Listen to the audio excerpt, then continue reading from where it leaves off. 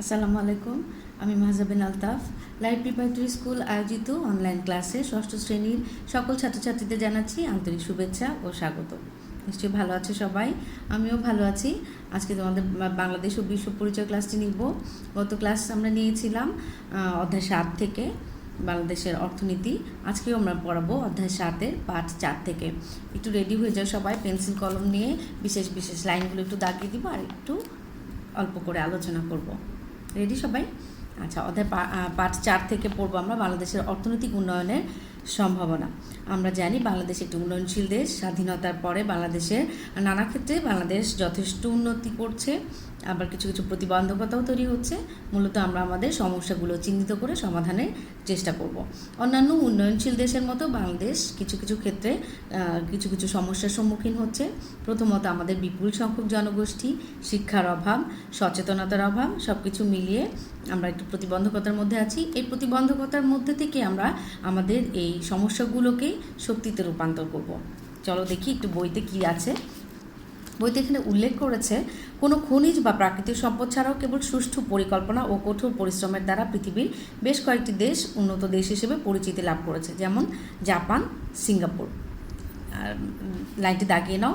সেদিক থেকে আমরা অনেক ভাগ্যবান। আমাদের মাটি, পানি ও বিরাট জনশক্তি উন্নয়নের পথে একটি বড় সহায়। আমরা জানি আমাদের ভূমি খুবই উর্বর, চাষাবাদ খুব ভালো হয়, এটাও আমাদের একটা উল্লেখযোগ্য দিক। আমাদের দেশের মানুষ পরিশ্রমী, যেটা প্রমাণ আমরা পেয়েছি। বিদেশের মাটিতে বিপুল সংখ্যক মানুষ প্রবাসে কাজ করে এবং তারা কাজ করে জীবিকা নির্বাহ করে এবং অর্থ দেশে পাঠায়, তাদের পরিবারও উন্নত হয় এবং দেশের অর্থনীতিকেও তারা সচল রাখছে। গার্মেন্টস বা পোশাক শিল্পে বাংলাদেশ যে সাফল্যের পরিচয় দিয়েছে তা উন্নয়নের পথে আমাদের উজ্জ্বল সম্ভাবনাকে তুলে ধরেছে। তো গার্মেন্টস শিল্প আমাদের উন্নয়নের আরেকটা উজ্জ্বল সম্ভাবনা। আমরা একটু পড়ব উন্নয়নের পথগুলো। উন্নয়নের পথগুলো কী কী? আমাদের প্রথমত ভাবতে হবে আমাদের জনসংখ্যাকে আমরা জনসম্পদে পরিণত করব, কৃষির উন্নতি করব, প্রাকৃতিক সম্পদের সুষ্ঠু ব্যবহার করব, শিল্পের প্রসার ঘটাবো, অবকাঠামো নির্মাণ করব, পরিকল্পনা প্রণয়ন ও বাস্তবায়ন করব। একটু ছোট করে আলোচনা করে দিই জিনিসগুলো। প্রথমত আমরা জনসংখ্যাকে জনসম্পদে পরিণত করব। প্রথমে আমি বলেছি যে আমাদের বিপুল সংখ্যক জনগোষ্ঠী, এই জনগোষ্ঠীকে আমাদের কি করতে হবে? শক্তিতে রূপান্তর করতে হবে। তাদেরকে শিক্ষার আলো দেখাতে হবে, তাদেরকে প্রশিক্ষণ দিতে হবে। প্রশিক্ষণের মাধ্যমেই তাহলে কী হবে? তারা দক্ষ জনশক্তিতে পরিণত হবে। যখন তাদেরকে বিদেশে পাঠাবো, তারা তাদের ক্ষেত্রগুলোতে বিশেষ ক্ষেত্রগুলোতে তারা সুনামের সাথে কাজ করতে পারবে, দক্ষতার সাথে কাজ করতে পারবে, তাদের চাহিদাও বেড়ে যাবে এবং বেশি সংখ্যক মানুষ আমরা আরও বিদেশে পাঠাতে পারবো এবং তারা সেখানে কাজ করে অর্থ দেশে পাঠাবে, তাদের পরিবারের সচ্ছল হবে এবং দেশের অর্থনীতির চাকাও ঘুরবে। একটু বইতে দেখি, দেশের মানুষকে প্রকৃত শিক্ষায় শিক্ষিত করে আমরা তাদের জীবনমান বৃদ্ধির পাশাপাশি উন্নয়নের ব্যাপারে আগ্রহী ও সচেতন করতে পারি। মূলত তাদেরকে শিক্ষিত করে তুলতে হবে। সেই সঙ্গে উপযুক্ত শিক্ষার মাধ্যমে আমাদের বিরাট জনসংখ্যাকে জনসম্পদে পরিণত করতে পারি। কৃষি, আর তারপর পড়বো আমরা কৃষির উন্নতি। আমরা জানি বাংলাদেশ কৃষি প্রধান দেশ। বাংলাদেশের বেশিরভাগ মানুষ কৃষি পেশার সাথে জড়িত। কৃষি পেশার সাথে যেহেতু জড়িত মানুষ, সেজন্য কৃষির পদক্ষেপগুলো আরও সুষ্ঠুভাবে পরিকল্পনা মতো আমরা নিব। যেমন আধুনিক যন্ত্রপাতির ব্যবহার, উচ্চ ফলনশীল বীজের ব্যবহার, সার ও কীটনাশক যথাসময়ে প্রয়োগ করার ফলে সেচ সুবিধা সম্প্রসারণের দ্বারা আমরা আমাদের কৃষিকে আরও বেশি পরিমাণে উন্নত করতে পারি, উৎপাদনের পরিমাণ আরও বাড়াতে পারি। এতে আমাদের গ্রামের মানুষ তাদের জীবন মানের উন্নতি ঘটবে এবং গ্রামীণ অর্থনীতি আরও বেশি শক্তিশালী হবে। তারপর আমরা আমাদের প্রাকৃতিক সম্পদের ব্যবহারটাকে বাড়াবো কীভাবে? আমাদের কয়লা আছে, গ্যাস আছে, তেল আছে, যেসব প্রাকৃতিক সম্পদ এখনও আমাদের দেশে অব্যবহৃত রয়েছে সেগুলো আমরা উত্তোলনের ব্যবস্থা করব এবং সেগুলোর যথাযথ সুষ্ঠু ব্যবহারের ব্যবস্থা করতে হবে। এতে আমাদের দেশের শিল্পায়নের উন্নতি হবে এবং শিল্পায়নের গতি বৃদ্ধি পাবে। তারপর আমরা শিল্পের প্রসার ঘটাবো। শিল্পে আছে আমাদের গার্মেন্টস, ওষুধ, সিমেন্ট, সিরামিক সহ নানা পণ্য শিল্প খাতকে সম্প্রসারণ করছে, সুনামের সাথে কাজ করছে। দেশের চাহিদা মিটিয়ে আমরা বিদেশেও এটা অধিক পরিমাণে রপ্তানি করতে পারি, রপ্তানি করছে এবং আরও বেশি পরিমাণে আমরা করতে পারি। তাতে আমাদের বৈদেশিক মুদ্রা আয়ের পথ পরিমাণ আরও বাড়বে এবং অর্থনীতি আরও বেশি শক্তিশালী হবে। এরপর আমরা অবকাঠামো নির্মাণটাকে পড়ব। অবকাঠামো নির্মাণ হচ্ছে সড়ক, সেতু, রেলপথ এবং পানি, বিদ্যুৎ ও গ্যাস সরবরাহ ব্যবস্থার উন্নতি বা সম্প্রসারণ করতে হবে। তা না হলে শিল্প বা কৃষি, বাণিজ্য বা সেবা কোনো ক্ষেত্রে একটি দেশ উন্নতি করতে পারে না।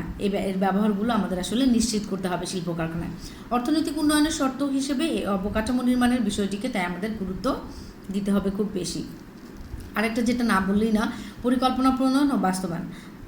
যে কোনো দেশের অর্থনৈতিক উন্নয়নের অন্যতম পূর্বশর্ত হচ্ছে সুদূরপ্রসারী পরিকল্পনা প্রণয়ন করা এবং তার যথাযথ ব্যবহার, মানে সুষ্ঠু বাস্তবায়ন করা। শুধু পরিকল্পনা করলেই হবে না, সেটা বাস্তবায়ন হচ্ছে কিনা সেটাও দেখতে হবে। যারা পরিকল্পনা প্রণয়ন করবেন বা যারা বাস্তবায়নের দায়িত্ব থাকবেন, তাদের কাজ হচ্ছে এ ব্যাপারে পুঙ্খানুপুঙ্খ বিশ্লেষণ করে দেশের স্বার্থকে অগ্রাধিকার দিয়ে ব্যাপারগুলো সুন্দরভাবে বন্টন করা। এরপর আমরা পড়ব হচ্ছে পাঠ 5, উন্নয়নের পূর্বশর্ত দক্ষ জনশক্তি। মানব সম্পদ। অদক্ষ মানুষ রাষ্ট্র ও সমাজের কোনো কাজে আসে না, এটা তো আমরা জানি। অন্যদিকে দক্ষ মানুষ যেমন ব্যক্তিগত সাফল্য অর্জন করতে পারে, তেমনি রাষ্ট্রের অর্থনীতিকেও তারা সচল করতে পারে। অদক্ষ মানুষ গণ্য হয় রাষ্ট্রের বোঝা হিসেবে। একটি উদাহরণ দিব, আমরা বইতেই আছে। চীন দেশে 137 কোটি 20 লক্ষ মানুষ বাস করে বিশ্ব জনসংখ্যা ডাটা অনুযায়ী। চীনের প্রতিটি মানুষ শিক্ষা, স্বাস্থ্য ও বাসস্থানের ব্যবস্থা করা হয়েছে। চীনের সরকার প্রতিটি মানুষের শিক্ষা, স্বাস্থ্য ও বাসস্থানের ব্যবস্থা করেছে, তার মানে তাদের মৌলিক চাহিদাগুলো পূরণ হয়েছে। ফলে চীনের প্রতিটি মানুষ অর্থনীতিতে অবদান রাখতে পারছে। চীনারা দক্ষ জনশক্তিতে রূপান্তরিত হওয়ায় চীনের অর্থনীতি দ্রুত উন্নতি লাভ করছে। আবার এমনও আছে, কোনো দেশের বিপুল সংখ্যক জনগোষ্ঠী থাকা সত্ত্বেও, দেশের আয়তন অনেক বড় থাকা সত্ত্বেও তারা আসলে উন্নতি করতে পারছে না বা সমস্যার সমাধান করতে পারছে না। যেমন আফ্রিকা মহাদেশের কয়েকটি দেশ ভৌগোলিকভাবে বেশ বড়, তাদের জনসংখ্যাও খুব বেশি নয়, তারপর দেশগুলো দরিদ্র দেশ হিসেবে চিহ্নিত, যেমন মালি, চাদ, সেন্ট্রাল আফ্রিকান প্রজাতন্ত্র, নাইজার প্রভৃতি। আচ্ছা, তো এখানে আরেকটি ইম্পর্টেন্ট কোশ্চেন হতে পারে, জনসমষ্টিকে মানব সম্পদে পরিণত করার উপায়। জনসমষ্টিকে, এই বিপুল সংখ্যক জনগোষ্ঠীকে আমরা কীভাবে মানব সম্পদে পরিণত করব, সেই উপায়গুলো তুমি লিখো। এখানে অনেকগুলো পয়েন্ট দেওয়া আছে বইতে, তোমরা এটা মুখস্থ করে ফেলবে।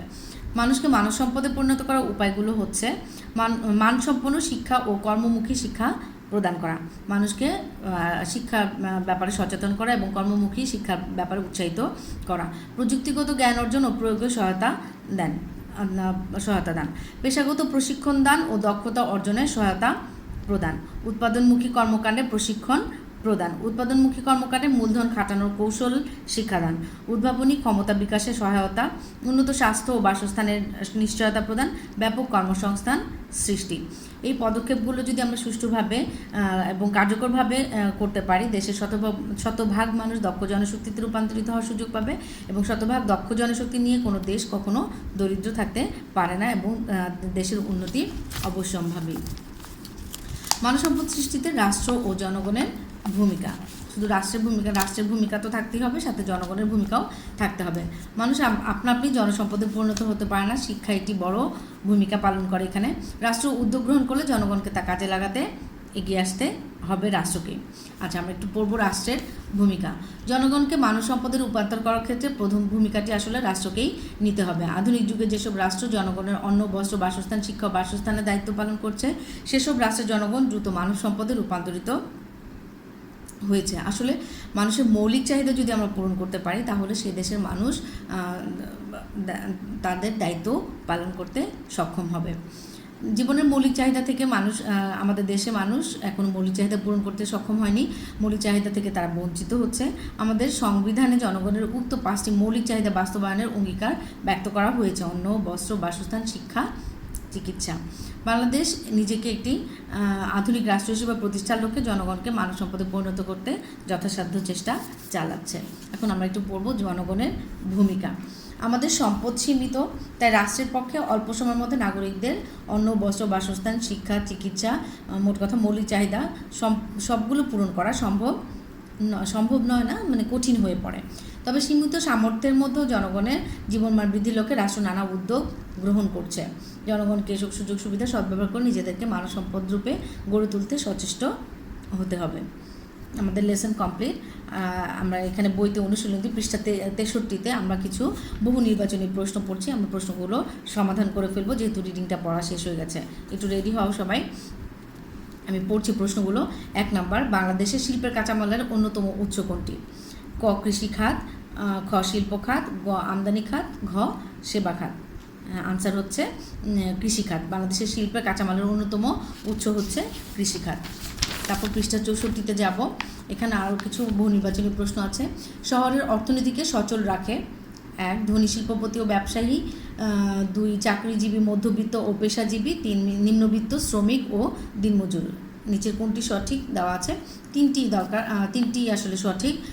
শহরের অর্থনীতিকে সচল রাখছে ধনী শিল্পপতি ও ব্যবসায়ী, চাকরিজীবী মধ্যবিত্ত ও পেশাজীবী, নিম্নবিত্ত শ্রমিক ও দিনমজুর। তোমার আনসার হবে ঘ 1, 2, 3 তিনটে। নিচে আরেকটি উদ্দীপক দেখতে পাচ্ছে, আমি একটু পড়ব উদ্দীপকটি। সিরাজগঞ্জের সবজি চাষি বিমল মিত্র তার উৎপাদিত কাঁচা সবজি গ্রামে বিক্রি করত। গ্রামে তেমন চাহিদা না থাকায় কম দামে বিক্রি করতে হতো। বঙ্গবন্ধু সেতু নির্মাণের পর এখন প্রায় সে প্রতিদিন ঢাকায় এসে সবজি বিক্রি করে তার আয় 3 গুণ বেড়ে যায়। 3 নম্বর কোশ্চেন হচ্ছে, বিমল মিত্রের আয় বৃদ্ধির মূল কারণ কী? ক অবকাঠামোগত নির্মাণ, খ কৃষির আধুনিকরণ, গ সঠিক সিদ্ধান্ত গ্রহণ, ঘ পরিকল্পনা বাস্তবায়ন। অবকাঠামোগত উন্নয়ন, যেহেতু বঙ্গবন্ধু সেতু নির্মাণ হয়েছে সেহেতু আমরা একটা যাতায়াত ব্যবস্থা উন্নত হয়েছে। সেখানকার মানুষ সরাসরি সেই ব্রিজ পাড়ি দিয়ে শহরে এসে কাজ করে আবার চলে যেতে পারছে। এটা হচ্ছে অবকাঠামোগত নির্মাণ। 4 নম্বর কোশ্চেন হচ্ছে, উক্ত নির্মাণের ফলে সংগঠিত হচ্ছে: 1 অর্থনৈতিক উন্নয়ন, 2 শিল্পের প্রসার, 3 বাজার সম্প্রসারণ। নিচের কোনটি সঠিক? ক 1 ও 2, খ 2 ও 3, গ 1 ও 3, ঘ 1, 2, 3। এখানে 3টি সঠিক। অর্থনৈতিক উন্নয়ন হচ্ছে, শিল্পের প্রসার হচ্ছে, বাজার সম্প্রসারণ হচ্ছে। তাহলে উত্তর হবে ঘ 1, 2, 3। আজ এ পর্যন্তই লেসন। তোমরা পাঁচগুলো শিখবে, বহু নির্বাচনী প্রশ্নগুলো শিখে ফেলবে, আর 5, 4 এবং 5 থেকে আরও 5টি MCQ করে ফেলবে, খাতায় লিখবে, ছুটির পরে আবার সেগুলো চেক করে দেবো। ভালো থাকো, সুস্থ থাকো, সচেতন থাকো, বাসায় থাকো। আবার দেখা হবে।